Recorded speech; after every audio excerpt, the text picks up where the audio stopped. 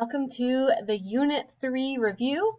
Just a reminder that you will have a 2-question assignment in Schoolology, and you will have to make a 100 on that in order for the test retake in Schoolology to open up.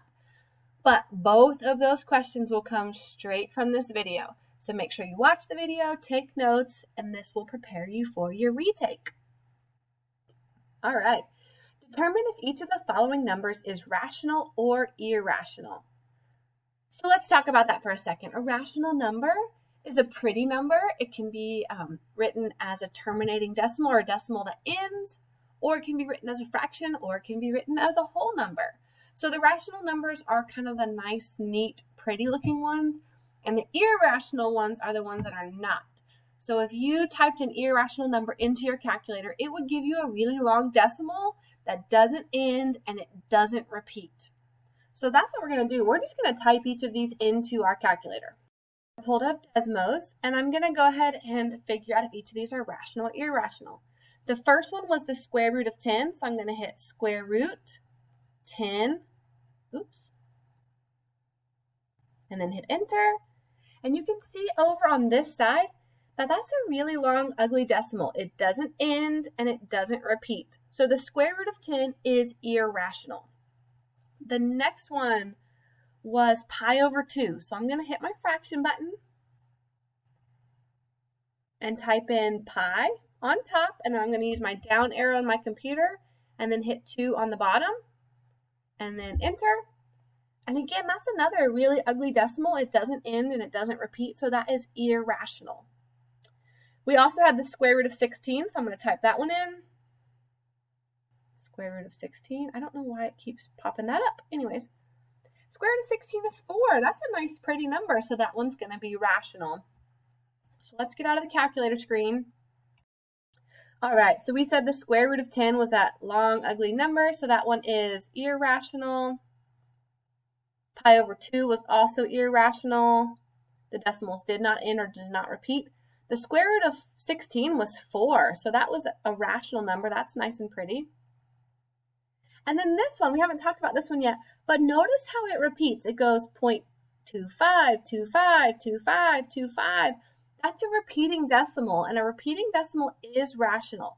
So even though that one's really long, it does repeat, so it's rational. Okay, here's a repeating decimal. And it says it is a rational number because the decimal does not terminate. Well, we just said that any repeating number is rational. So this question is worded really weirdly. The reason is actually it's a rational number because it repeats. So I'm just going to get rid of that, pretend like that wasn't there. So is the repeating decimal a rational number? Yes, it is. So this one is rational. So the question was worded really poorly to begin with. So I scratched out part of the question, but this number is rational. So we're going to call that true.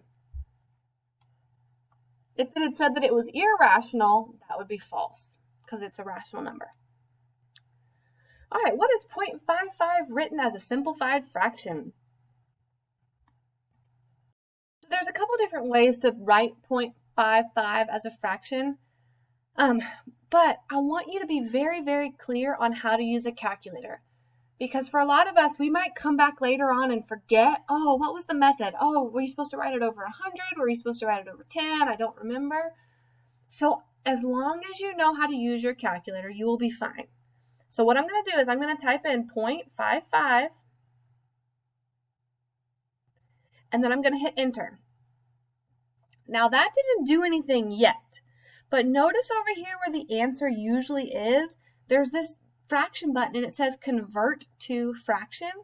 So if you hit that, it's gonna tell you the answer.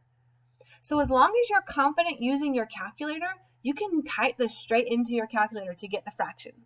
So that answer is 11 over 20.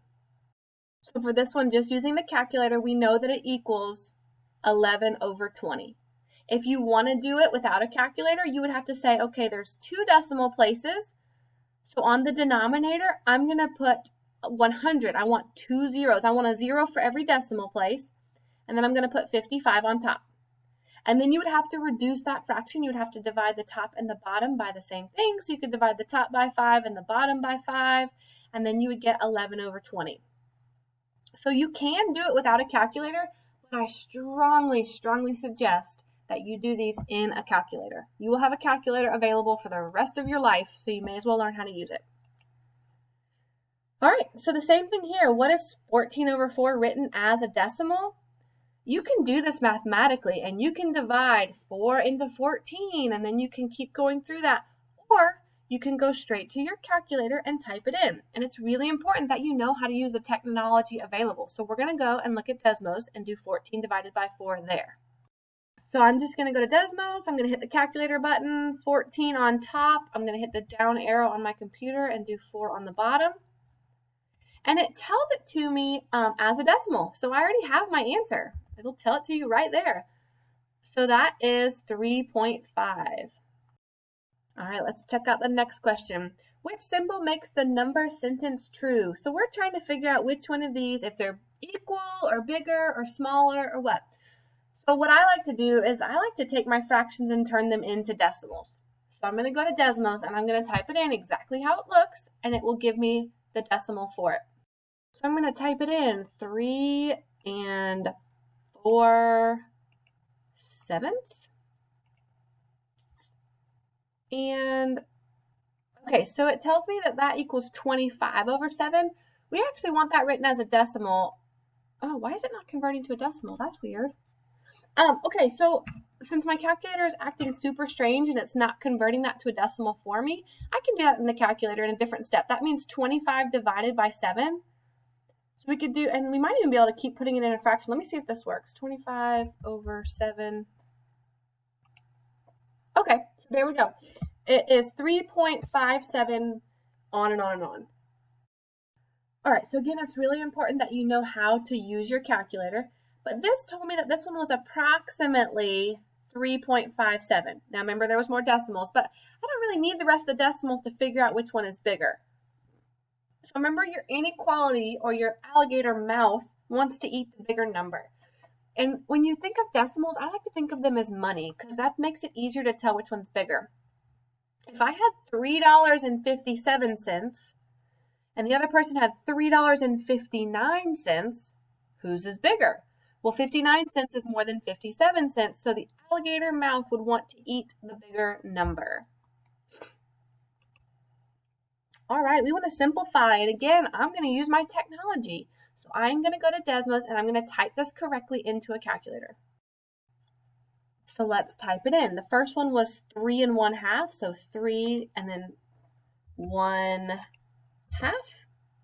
We got to get out of that fraction and do plus. And then it was 4 1/3. So 1 over 3. And then we hit enter. And it gives us a decimal. Now, if this was a multiple choice test and none of your answers were in decimals, then you would want to convert it to a fraction. So hit that button to convert to a fraction. So this answer could either be 47 over 6, or it could be 7.83 repeating. So either one of those answers would work. So like I said from the calculator, this could either be 47 over 6, or you could write it as, what was that, 7.83 repeating?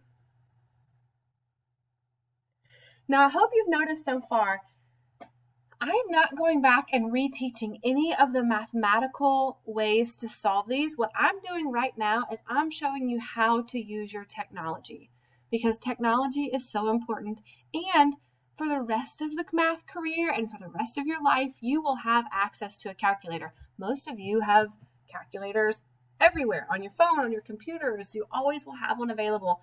But sometimes it's tricky to figure out how to type it into the calculator correctly. So for the retake attempt, I'm not going to go back and show you, how to turn these into improper fractions, and then how to get common denominators, and then how to add. We've already talked about the math. Now I want to talk about how you're going to use your calculator correctly. So hopefully you're okay that I'm showing you all the calculator methods. So for this one, it says simplify. And if two things are pushed together with no sign in the middle that doesn't have an add or subtract sign or anything, that means we are multiplying.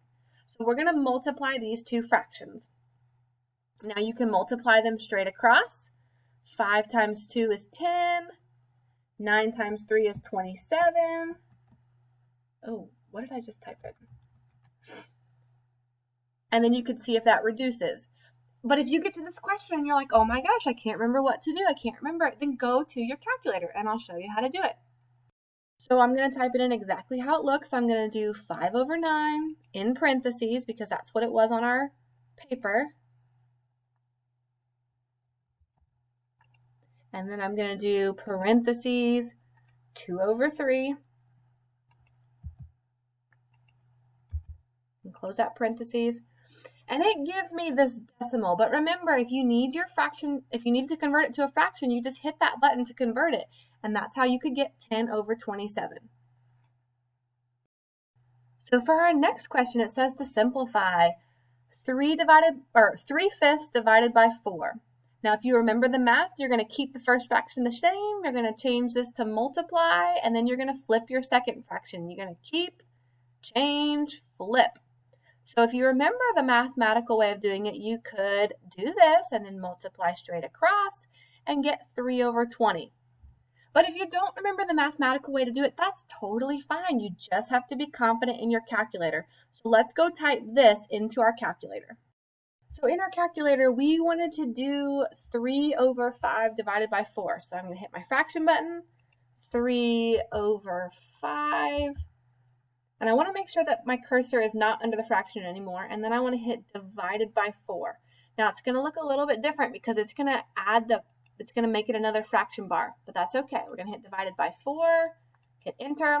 It gives it to us as a decimal, but remember we can convert that to a fraction by hitting that button next to it, and the calculator will tell you 3 over 20, just like when we solved it on our own with keep, change, flip. So the next one, Nadia is making cookies. The recipe calls for 4 3/4 cup of sugar. She's only making half a batch of cookies. How many cups of sugar does she need? So let's go ahead and see what we're doing here. The total amount is 4 3/4, but we only want half of that. So we want to multiply or take half of that. We don't want the whole thing, we just want a half. Now I'm going to go ahead and do it in the calculator like I've been doing. I'll tell you, you could, turn this into an improper fraction. 4 times 4 is 16 plus add the top. It's 19 over 4 times 1/2. And then you could multiply straight across and you could get this answer, 19 over 8. But we can also do all of that in your calculator. So if you don't remember this or fractions stress you out or you start to freak out, let me show you how you could type that all in your calculator. So here we go. We're going to hit 4 3/4, and we're going to times that by 1/2. I'm trying to make it look just exactly how it did on our paper. And that tells me 2.375, which on your test, if it's multiple choice, that might be an answer, or you could convert it to a decimal, and 19 over 8 might be your answer. Either one of those could be an answer. So that's how you would type it in your calculator. You just want it to look exactly how it looks on your paper. Now I do want to mention that our calculator told us it was either 2.375 or 19 over 8. Those are the two answers the calculator gave us. There's a chance that it'll be a multiple choice question and it won't look like either of those. It could be written as a proper fraction. So the answer could also look like 2 3/8. So let me tell you what you can do if your answers look like that. You can either take your answer choices and you can convert them all to decimals to see which one matches your decimal, or you can go back here to your improper fraction and you can divide. You can say, how many times does 8 go into 19? 8 goes into 19 2 times, which is 16. And then you're going to take the difference between 19 and 16. So 19 minus 16 is 3. And you're going to put that back over 8. But honestly, if it was me, I would just take my answer choice and turn it all into a decimal to see which one matched the original decimal that you got. So any of these 3 answers are correct. They're all just written different ways. We are going to have to finish this in the next video, so make sure you watch part 2 as well.